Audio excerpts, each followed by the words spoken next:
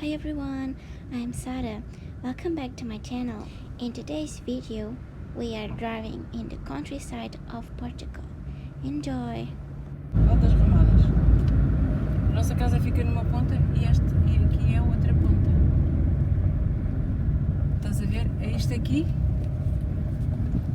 Olha a nossa... Por aqui vamos dar onde? Por aqui vamos dar à entrada ao sítio onde a gente entrou para a Val das Ramadas.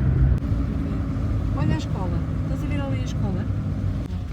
Sim, atrás dos pinheiros. A escola onde a gente teve.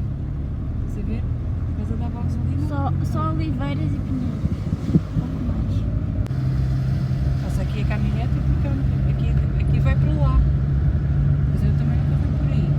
Não foi por aí que a gente veio. Nós entramos aqui. Além daquela.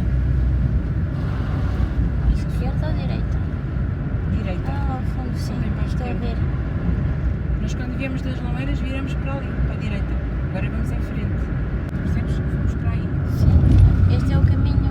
E agora este é o caminho que De volta. trouxemos. De volta.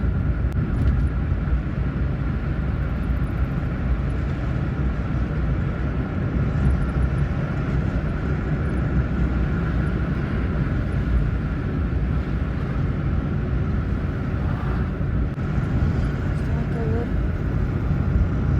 A janela está aberta, mas mesmo assim o vento que entra é bem quente. 38 graus estão agora.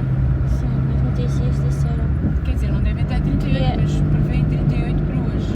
O sol entra e bate-me no braço, eu sinto a queimar. O vento. Vento e a luz. O ar é quente. Nós viemos dali. Está ali a nossa casa. E a gente agora vamos em frente. Eu já andei isto tudo a pé hoje, de lá para cá. Estas ervinhas apanhei-as aqui. E só apanhei umas duas ou três. Apanhei-as aqui.